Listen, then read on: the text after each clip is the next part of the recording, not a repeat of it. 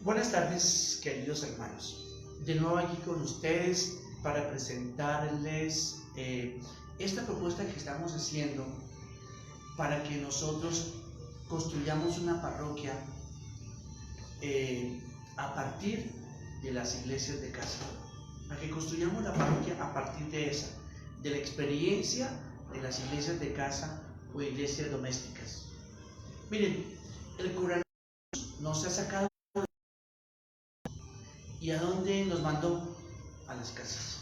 Nos sacó de los templos, nos mandó a las casas. Pero esta situación que estamos viviendo debe mirarse también como oportunidad. Cuando uno quiere realmente positivamente una crisis, con la crisis o con la dificultad, no quedándose uno pues en el lamento, en la queja, no, el Señor no deja ver nuevas, posibilidades nuevas, oportunidades que se abren. Y mucha gente ciertamente se beneficia de la crisis, a veces para bien, a veces para mal. Para bien. Es como un esfuerzo de volver a edificar la parroquia y la iglesia a partir de ¿qué? De las iglesias de casa. Bien, yo quisiera ayudarles a entender que lo mismo pasó en los tiempos de Jesús. Es decir, que esta situación de pasar del templo a las casas no es algo nuevo, también sucedió con Jesús. ¿Cuál era el lugar diríamos, de culto y de sacrificio privilegiado en tiempos de Jesús? El templo. El templo era el lugar de la adoración, el templo era el lugar del culto y estaba todo jerárquicamente organizado. Tanto que en la parte interior del templo, que llamaba el Santo de los Santos, era el acceso al sumo sacerdote. Después, digamos, otro patio para sacerdotes, otro patio para los hombres, otro patio para las mujeres, otro patio externo para los gentiles. Entonces era, es decir, los que eran judíos. Estaba así todo como jerárquicamente organizado. Y era el lugar en el que se decía, está Dios. Si usted quiere encontrarse con Dios, vaya al templo. Si usted quiere pedir perdón, ofrezca sacrificios en el templo. Era el lugar entonces de los sacrificios y del culto, el lugar más importante.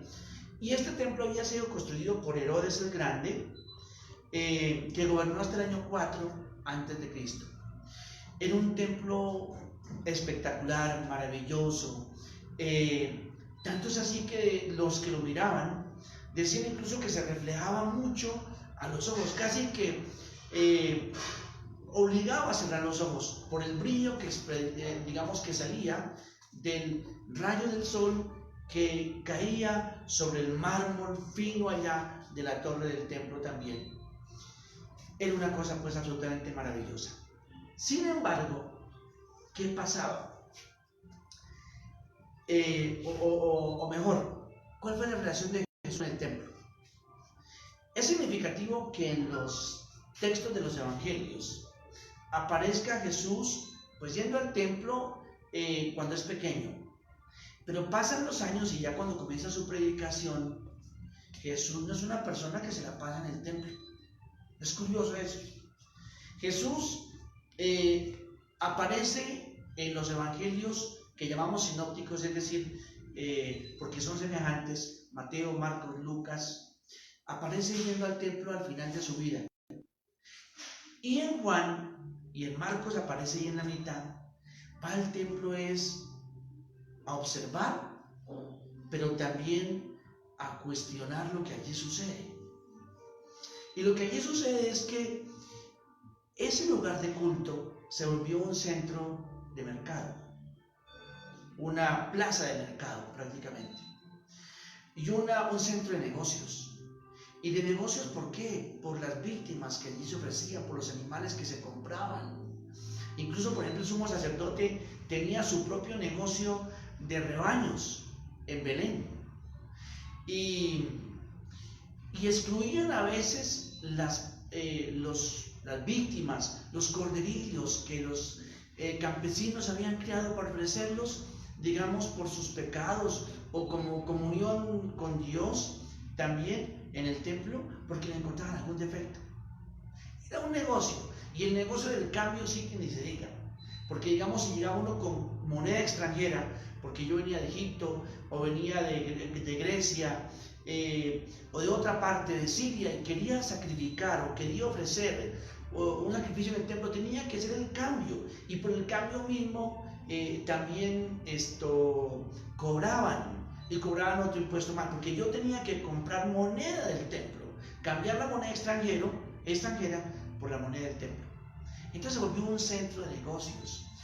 Es curioso, por ejemplo, que Juan el Bautista, y eso, siendo hijo de un sacerdote, Zacarías, no fue un hombre de templo, no fue un hombre de culto, sino que su predicación, ¿dónde la hizo? En el desierto, porque veía que el templo se había corrompido, se había dañado, había perdido su función de espacio para acercarse a Dios.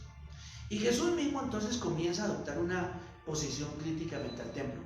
Ustedes recuerdan el diálogo en el que Jesús está con la samaritana y le dice: mira, mujer, llegará un día en que ni en este monte elevado, Garizim, el sitio donde adoraban los samaritanos, ni tampoco en Jerusalén será culto a Dios, sino que el culto será en espíritu y en verdad. Pues bien, entonces encontramos que la posición crítica de Jesús frente al templo hace que se busque como que otro espacio para encuentro con Dios. Es entonces cuando aparece la sinagoga. La sinagoga eran espacios no precisamente de culto, eran más espacios de encuentro de la comunidad en el pueblo, en donde se leía la palabra y se hacían los comentarios o las explicaciones de la palabra misma. Había unas bendiciones que también se añadían allí en la sinagoga, y los niños recibían instrucciones de pequeños allí en la sinagoga. Entonces no era un lugar de culto, sino un lugar de encuentro, diríamos así, y de formación o de instrucción en la Torá, en la ley especialmente. Pues bien, ¿y Jesús? ¿Cuál fue la reacción de Jesús o qué hizo Jesús en la sinagoga? ¿Fue a las sinagogas? Sí. Jesús fue a las sinagogas y allí comenzó también su predicación. Por ejemplo, cuando fue a la sinagoga de su pueblo, de Nazaret, pues allí comenzó su predicación. En Lucas aparece, por ejemplo, también predicando en la sinagoga, pero en su pueblo la experiencia fue muy negativa, porque la misma gente que la conocía, sus paisanos, empezaron a decir: pero ¿y de dónde saca todo lo que está diciendo? ¿Quién se lo enseñó? Y pues pasaron de la admiración a la rabia cuando Jesús reconoce que en su pueblo falta mucha fe. Es decir, por la familiaridad que tienen, porque lo conocieron de niño y de joven y de adulto, no quieren dar el salto a la fe, a creer en Él. Y entonces la gente, por lo que ya no hubo allí milagros, se llenó también de mucha rabia y lo sacaron pues prácticamente casi que con la intención, nos dice el texto, de despeñarlo. Entonces Jesús va a las sinagogas, va a la sinagoga de Cafarnaún y también hace curaciones en las sinagogas, pero comienza también a tener experiencia de que prácticamente lo sacan, lo echan, lo descalifican. Entonces va habiendo otro desplazamiento del templo. Jesús poco fue al templo, va a las sinagogas, pero ahora también terminan sacándolo y haciéndole pues el feo, diríamos nosotros, en las sinagogas. Entonces, ¿para dónde se va Jesús a predicar? Aparece predicando a la orilla del mar. Le gusta a Jesús pasársela por allí, en estos pueblitos en donde están los pescadores, en donde está la gente que vive del día a día también. Allí hace sus predicaciones a la orilla del mar, pero también va por plazas, va por los pueblos, entra, por ejemplo, en Jericó, pero busca especialmente las casas. Las casas. ¿Y por qué Jesús busca las casas? Porque está interesado en que la casa sea también el sitio, el lugar donde Jesús pueda construir el proyecto que él tiene de una nueva familia. Él está interesado en edificar una nueva familia, y una nueva familia como una comunidad alternativa y diferente, que si en el mundo se gobierna, o mejor dicho, se ve dominio, control, opresión, Jesús presenta el servicio como alternativa. Si en el mundo se vive desde el odio, la competencia, la rivalidad, Jesús propone vivir del amor.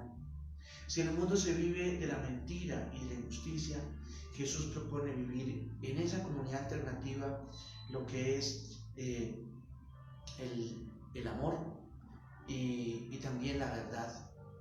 En fin, si en el mundo se vive desde la venganza, el ajuste de cuentas, Jesús propone el perdón, el poner la otra mejilla, es decir, el renunciar al devolver mal por mal. Entonces Jesús dice, ¿dónde vivir esta propuesta que tengo yo, que es la que escuché a mi Padre? Y entonces se le ocurre la casa. Y es cuando Jesús comienza a entrar en las casas,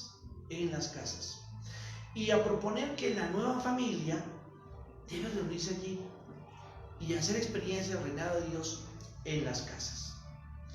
Veamos un texto en el que Jesús nos ayuda a entender cómo es esa nueva familia. ¿Alguna vez está predicando en una casa?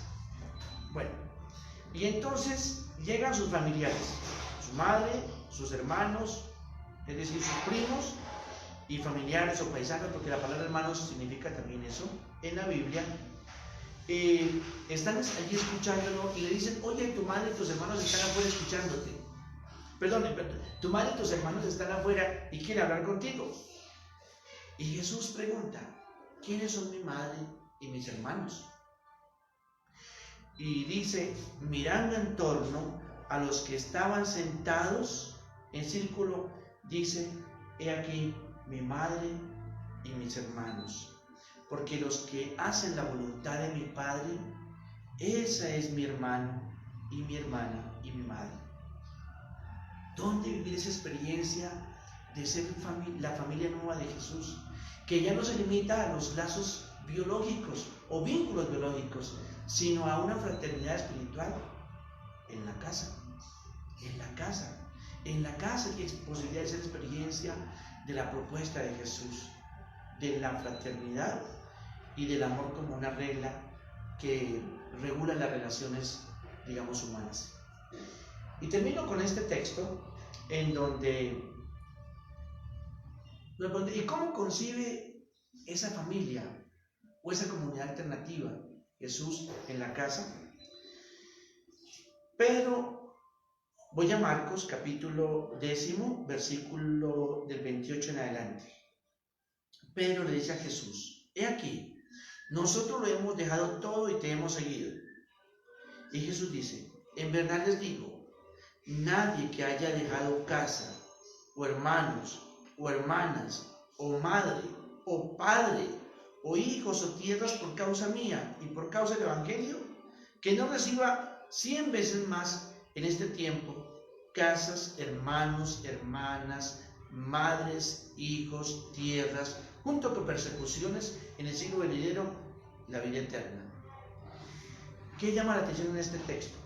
Dice Jesús, vea, por mí se puede dejar todo esto, estos vínculos, digamos, familiares, y nombra al papá, a la mamá, a los hermanos. Pero dice, lo que se gana al recibir a Jesús, ¿qué es? Hermanos, hermanas, casas, madres, pero no nombra al Padre. Es significativo, no nombra al Padre. ¿Por qué Jesús no nombra lo que uno gana por ser familiar, diríamos, de Jesús en esta nueva familia? Porque el único Padre, ¿quién es? Para Jesús, el Padre del cielo. Por eso Jesús dice, no llamen ustedes Padre a nadie en la tierra, porque uno es solo su Padre. Esta comunidad alternativa que se reúne en la casa, tiene un solo Padre, en últimas, Dios. Y Jesús también dice, y a nadie llamen ustedes maestro, porque uno solo es su maestro, el Mesías, el Cristo, es decir, Él. Bueno, resumiendo, ¿qué fue lo que se dio? ¿O qué notamos nosotros en la práctica de Jesús? Que Jesús tomó una posición. Si el culto y el encuentro con Dios se daba en primer lugar en el templo, Jesús asume una posición crítica frente al templo, y el templo se desplaza ¿a dónde? El lugar de encuentro, a la sinagoga. Pero la sinagoga no es un lugar de culto, es un lugar de predicación y de encuentro de los que estudian la Torá y quieren cumplir la voluntad de Dios. Pero allí construir la comunidad del proyecto de Jesús, no. ¿Dónde se construye entonces? En la casa. Entonces el desplazamiento es del templo a la sinagoga y de la sinagoga a la casa. Y es lo que estamos viviendo nosotros. La posibilidad pues de construir o edificar la iglesia de casa o la iglesia, o de construir diríamos así, la familia como una comunidad alternativa, pero marcada por esto. Allí hay experiencia, allí hay la posibilidad de vivir la iglesia de casa o iglesia doméstica. Y muchas iglesias domésticas, muchas iglesias de casa se constituyen en la iglesia o también en la parroquia. La parroquia entonces viene siendo como que una gran familia de iglesias de casa o iglesias domésticas.